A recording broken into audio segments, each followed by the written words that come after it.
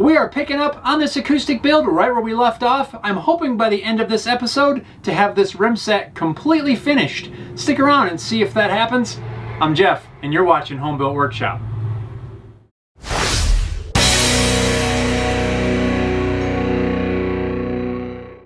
What's going on, everyone? Welcome back to this episode of Home Built Workshop. We are moving along nicely on this acoustic guitar build. Just to make sure we're all on the same page, where I'm at right now is I have the back radiused to a 15-foot radius, and I'm just about done radiusing the top to a 28-foot radius. Now, in order to wrap up this rim set, I still have to install all of the kerfing. I've got to make and install the side braces, and also we need to put an end wedge on here. That's going to be a lot of work, so let's not waste any time and let's get busy.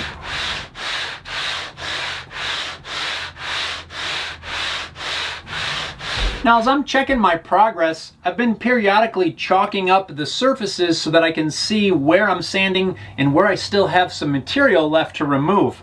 If we look right now, there's just a little bit of chalk here on the neck block, but I'm down to the block here. There's no chalk left on the tail block, so I don't really need to go much farther on the tail block. Since I don't want to sand any more than necessary, especially on this tail block, a little trick that I found was to put some parchment paper under that block, which sort of blocks the sandpaper and allows me to sand only on the neck block side. Now, I suppose in theory, this may slightly change the radius a tiny amount, but as long as I get close to where I want to be on the neck block, then I can remove the parchment paper, and then final sanding should correct any irregularities caused by sanding it like this. I guess the main thing here is this has been working out for me and just wanted to pass that along.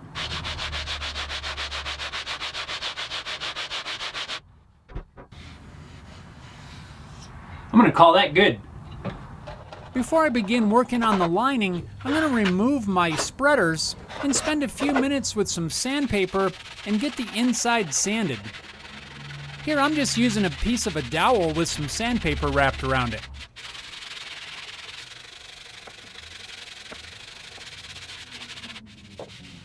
The kerfing that I'm using this time around is again Spanish cedar because, well, I love the smell, especially once the guitar's together. It smells great. But this time I'm trying reverse kerfing. Last time I used what's known as traditional. This time it's reverse kerfing. If it works like I think it will, I feel like it could be a tiny bit more rigid once it's installed. I'm not really sure if that's the case, but it's time to apply it. To make this a little bit more manageable, I'm going to break this kerfed lining into sections so that I can glue a piece at a time. We can't forget our clothespins so that we can do the laundry when we're done. You guys don't know how many times I've actually spilled this bucket and had to pick up like 100+ rubber band wrapped clothespins. I don't know why. I always knock that thing over. I really enjoy this part of the build. It's actually not really that difficult, and only a matter of applying glue to the lining and clamping it in place using all of these clothespins wrapped in rubber bands. I don't know quite what it is about it, but it is kind of fun to do. As I'm installing this lining, I'm gluing it in place with the top surface just above the edge of the sides. I need to have a little bit of material there so that I can level the kerfing to the sides in the radius dish later on. Once I get all of the kerfing installed on one side, I'm just going to flip it over and repeat the exact same process on the other side.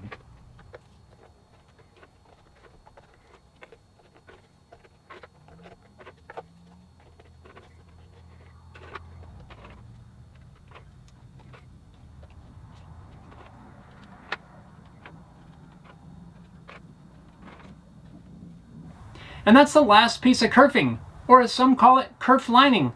Whichever way you call it, I've got it all installed.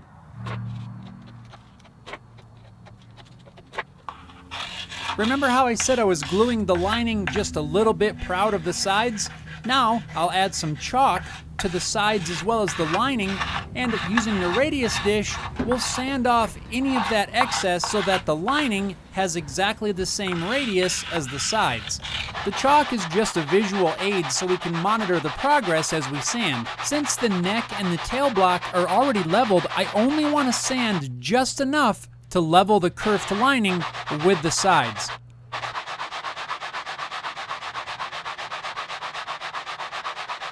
Now I need to work on making the side braces, which are really just little strips of wood that go around in different places on the sides, really just there for some reinforcement of the sides. I think this piece of mahogany is going to make more than enough for these little braces. I'll use the bandsaw and cut off a few slices that I can cut into these smaller side braces. After readjusting the fence on the bandsaw, I'll then take those slices and rip them down into some thin strips that'll become the actual brace.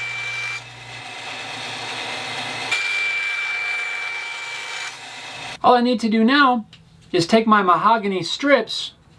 I'm going to roughly lay them in place where they're going to go. We'll mark the length, cut them off, sand them up, and glue them in.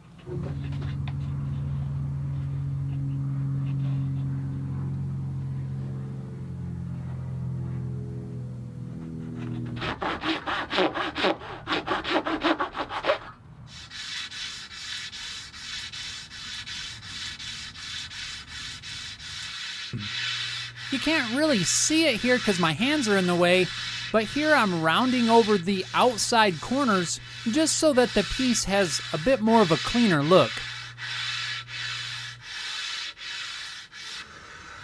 Here I'm sanding a slight bevel on the outside ends of the show face. This again gives it a bit more of a cleaner look and kind of makes it blend more in with the kerfing. This is also how I'm sanding it to length, making sure that the fit is spot on. Once I'm happy with the fit, all I need to do is apply some wood glue and glue this piece in.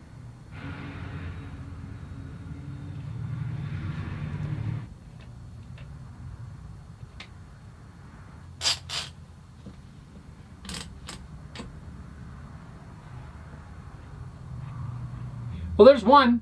Now we'll repeat that exact same process, what, 9 more times?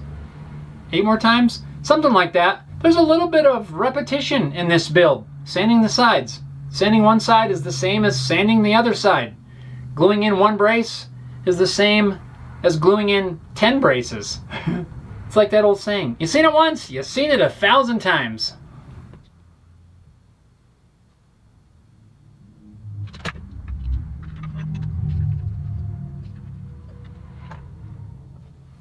Whew, I'm glad that's done. It's not really a hard process, but it is tedious, and it takes quite a bit of time to carefully fit each one of those side braces, but nonetheless, it's done. As soon as these last ones have finished drying, we can finally begin working on the end wedge. Here's the piece that I'm going to use for the end wedge. It's made from 2 pieces of elm. It was a thinner piece that I resawed, glued this up, and then of course flattened it out, cut it to size. Now we just need to install it into the body. To do that, we're going to work on this outside of the mold for the first time. I'll begin by marking out a center line on both sides of the end block.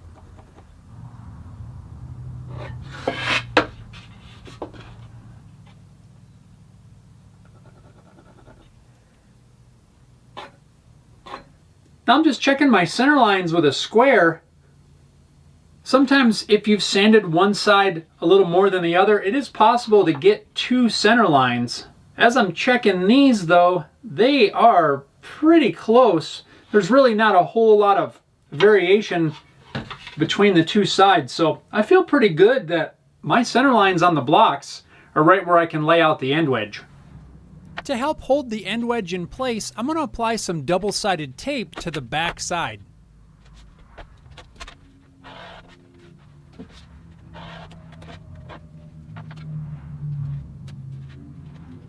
Now I just need to line up the end wedge with my center lines.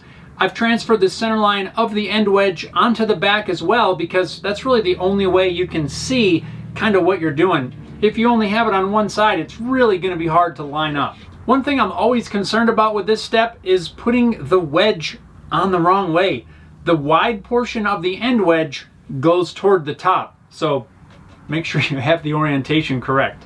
Now I'm going to carefully line up the center line of the end wedge with the center lines that I marked out on my end block. Sometimes this can be a little bit tricky to see. This way works really good. So you have to get a little bit creative. Anybody else do the one eye squint? I like it.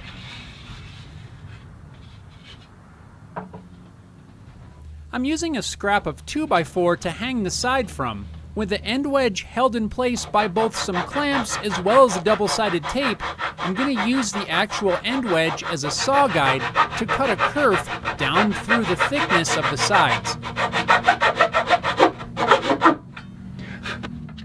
After cutting the first side, I'll reposition the clamps and cut the opposite side of the wedge.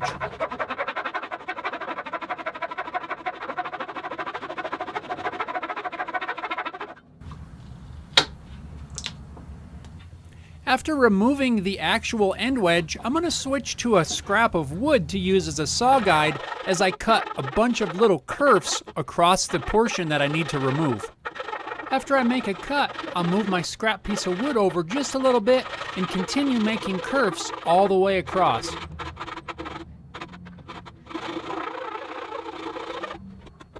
Now I'll use a chisel and carefully chip away the material where the end wedge needs to go.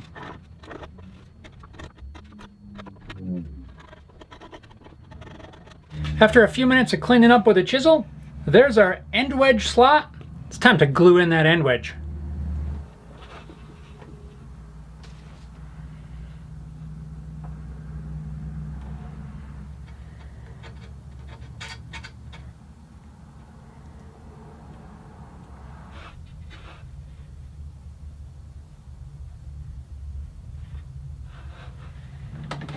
Once the end wedge is set in place, I'll use a scrap block of wood and a clamp to put some light downward pressure on the end wedge. Then a few light taps with a hammer will wedge the end wedge into place. Wedge the end wedge. I guess that's why it's called an end wedge. After letting the glue dry, I'll use a flush trim saw to trim off the excess on both sides of the wedge.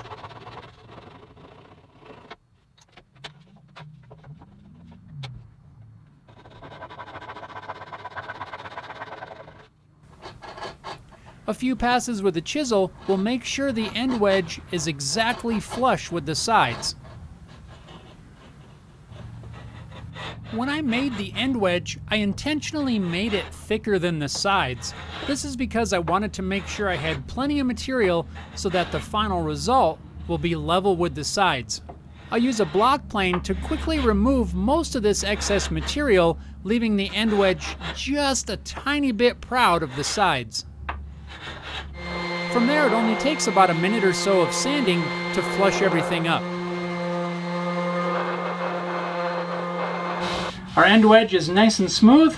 Let's wipe it down with some mineral spirits just to see what it looks like, maybe when some finish is applied. That's cool. I like it. With the end wedge complete, that also completes this rim.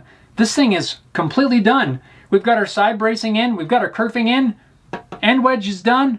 We are now ready to close the box. That's going to happen in the next episode. Make sure you're subscribed to the channel so that you can follow along when we get to closing the box. Man, I'm super happy with the way this turned out. Thanks a lot for watching. Hope you guys enjoyed this one, and we'll see you next time.